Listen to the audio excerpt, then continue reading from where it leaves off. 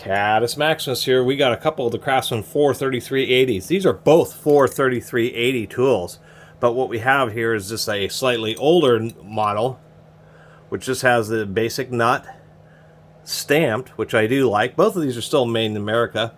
We have a slightly newer version. We can see what they've done on the newer version is they just tightened it up. They made this little nut a little bit taller. It kind of has an integrated washer in it, and then they laser etched instead of stamping. Instead of a smooth dip, they upgraded to, kind of hard to see, but it's a textured handle dip. Anyway, these are both forged. They actually got a patent on these. Now, this isn't a unique type of tool.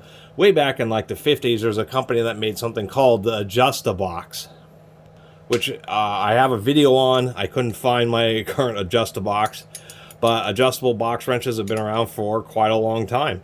And a good probably 30, 40 years before these Craftsmans came out. Craftsman just kind of modified the design using this, what essentially is a socket head cap screw. If we wind this all the way down, you can actually see there's a hex. So this screw is just screwed into this jaw until it locks up. And so the thumb wheel, all the thumb wheel is doing is just pushing it up and down against the body there.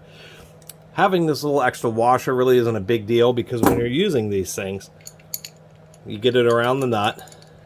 It does hold on 4 sides. Oh, I can't believe this. These are, there we go. It's kind of a smaller capacity here. But when you grip on the nut, it's gripping on 4 sides, 2 here and 2 here. So it can actually have a decent amount of grip and force.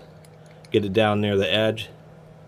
It does have a protrusion, so it kind of can get into a slightly recessed areas like a box wrench.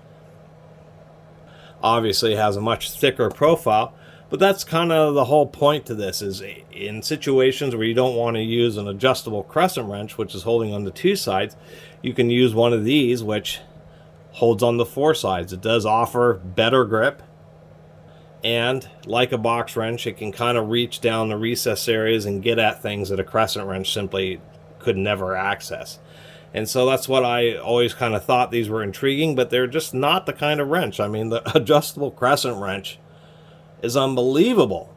Probably 100 million, more than 100 million crescent wrench style adjustable wrenches have been made, but these adjustable box wrenches just never have really caught on, even though they can be very useful.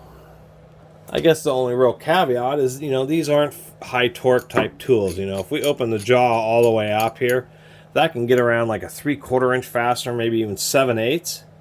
But it's pretty obvious these thin webs of steel, this short handle, which is only about 5 or 6 inches long, you're not going to get a lot of leverage. You try to use a cheater bar on this on a big stuck fastener like that, suspension bolt or something, it'll just snap right here. So these aren't, made for super duty applications, but these certainly seem to be well enough, certainly forged decent quality tool steel.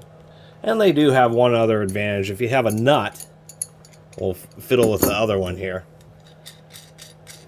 If you have a nut on some all thread or some kind of long threaded rod that you're trying to remove, the nice thing about these adjustable box wrenches is you can actually tighten them down pretty good to the point to where they won't fall off.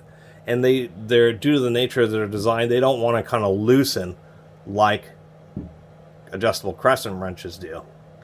So you can lock them down onto a nut and then actually spin it around and get it off real quickly. So kind of like, obviously, when you're doing the pass-through, the rod would have to be able to pass through this gap, which I'm sure it would on all the sizes that it's capable of working with. Other than that, I just think it's kind of neat to run into some of these more modern versions of these adjustable box wrenches. And was able to run to a couple of these Craftsmans, which this had, I guess, a Type 1 and a Type 2, a couple different generations of the same Craftsman tool.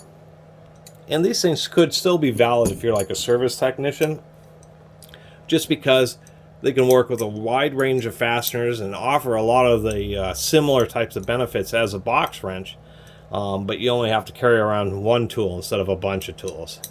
It might be the kind of thing like electricians or something like that might use. I was just noticing they printed Craftsman on the newer one where they didn't have it on the older one. Anyway, Really appreciate everybody who's been watching and subscribing. See you next video.